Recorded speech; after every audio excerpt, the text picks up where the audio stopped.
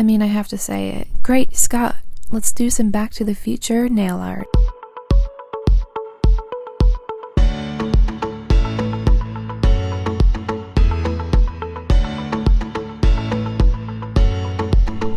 Hello! Today, like I said, I'm going to be showing you how I painted my Back to the Future, the musical, nail art look. So as usual, I'm just starting off with a base coat for all my nails, using cremes for all the nails in this design. No, I'm not.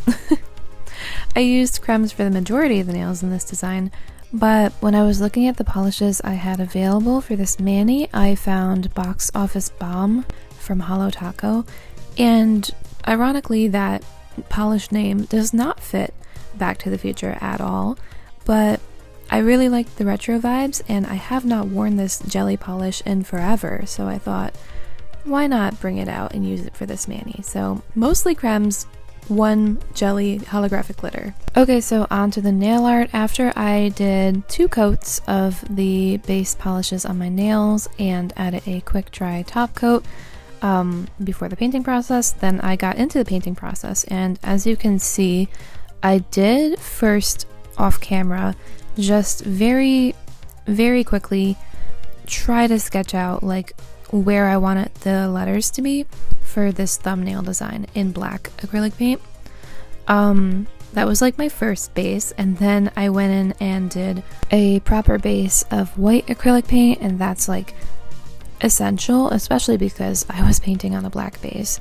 So after I finished doing the whole white acrylic base, I was finally able to go in with the color afterwards. I think I did 2 coats for the white acrylic paint as well, because it's really important that your like undercoat is like opaque, because you don't want it to be like splotchy in areas. So once the white base was finished, we are 2 bases in at this point, I finally was able to start with the color, and I'm using just a watered down neon yellow acrylic paint for those yellow sections of this look. I do want to address, like, this was very difficult compared to how I would have preferred to do a gradient. Like, if I had like a stencil, a vinyl, or like even like a stamping image of like this font, it would have been so much easier to just like do a sponge gradient, you know? I like the whole time I was doing this, I was like, I wish I could figure out a way to just do a sponge gradient. The only way I could figure it out, like, because this was obviously like hand painted, is if I somehow meticulously like applied liquid latex to all the black areas of this nail art. But as you can see, those black areas are very thin and small, and it just was not realistic, especially with the kind of chunky liquid latex that I have. But like, that's the only way I could see myself being able to get away with doing a sponge gradient. But I definitely wish I could have, because that would have been so much easier. I could have used a polish, which is much more opaque than watered down acrylic paint. But yeah, that was not an option for me, so I did just hand paint the gradient, which is why it's kind of rough. It's not as smooth as I wish it would be, but I tried my best. You know, I tried to water down the paint. I did layers. I did 2 layers for this look, so I tried my best, but I do realize that if I had like a vinyl or something, it would have been so much easier. The reason that I chose to do this on a black background instead of like a dark blue background that is more similar to the program for this show is just because I just felt more comfortable using the black acrylic paint and touching up any mistakes with it. Okay, so moving on to the next nail, I wanted to do the iconic Out of Time license plate on one of my nails, and because I decided I wanted to do the clock tower scene on my middle finger, and I needed enough space and room to paint out all the letters, I chose to do this license plate on my ring finger, which was frustrating because even though I can paint things like straight and in like order, as you can see, my ring finger grows crooked. So no matter how straight I try to paint things, when the canvas is crooked, it's gonna be crooked. So that's how that went. It took a really long time to do all the lettering. I did not even try to film all the California lettering on camera because that was going to be impossible. Okay, so now moving on to my middle finger. As I mentioned, I wanted to do the clock tower scene from the end of the Back to the Future movie. And yeah, pretty basic. I just tried to capture the basic shape of that clock tower. I added some brick detailing and the shapes of those two statues that sit next to the clock off camera, and I was really excited about the lightning effect. There is something so satisfying about painting lightning with like the blue outline.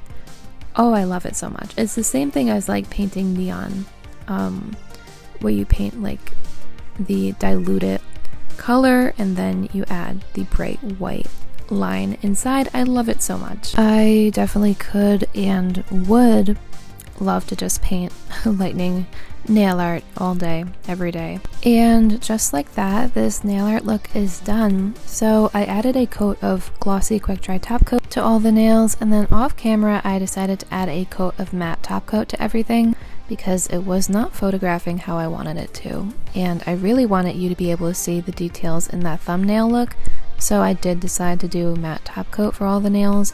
And I did not film me doing the flux capacitor or the 88 miles per hour nails just because that felt kind of self-explanatory. I just painted that freehand, of course, with black acrylic paint. Anyways, now that the nail art is done, I want to show you some footage from my trip to Proctor's Theater to see the first preview of the North American tour cast's performance of Back to the Future the musical. The ambiance in the theater was super cool. I loved how they had like that tech music playing in the background that you can kind of hear, and they had the blue light everywhere and like the code tech looking stuff on the screen and like coming out of the screen. It was just really cool.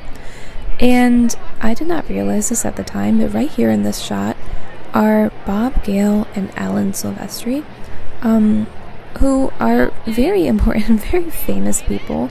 Co-writer, co-producer Bob Gale, and the composer Alan Silvestri. So that was crazy. They were here because it was the first preview of this show. So they came and they did a little speech at the end, and I'll show you that.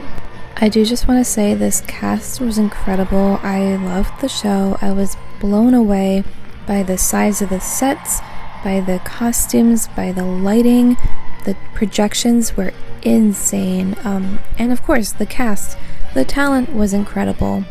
The two leading actors were just incredible. They did a great job playing Marty and Doc, and it was just a really, really fun time, and I enjoyed it so much. And I think that if you have the chance to see this show on Broadway, on tour, wherever, I think you should definitely take the chance because it is so much fun.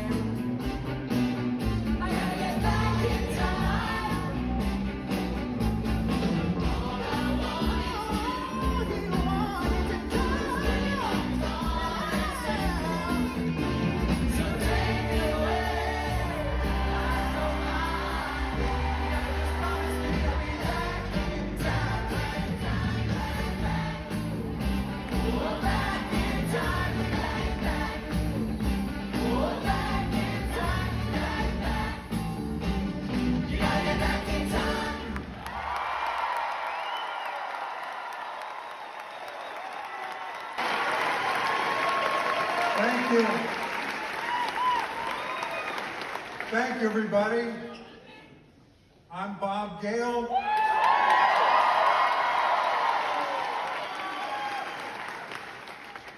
This is Alan Silvestri, and you guys rock the house. And these guys rock the house. This is the biggest audience that has ever seen Back to the Future, the musical.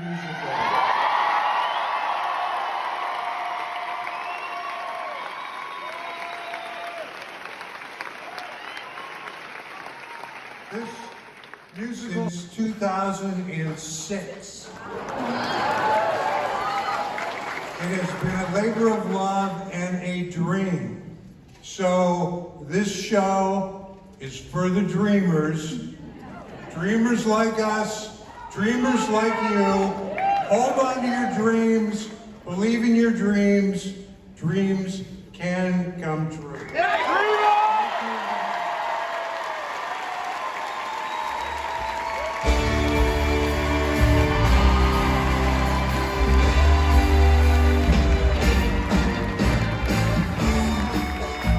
The little surprise speech at the end was very surprising to me because I was not expecting it. You know, I thought maybe the actor playing Marty was going to like say a few words about it being like their first preview or something, because like when they handed him a microphone, I wasn't expecting like an encore performance. And then I definitely wasn't expecting like two cinema icons to show up. I do have to admit, like I did not know what was going on.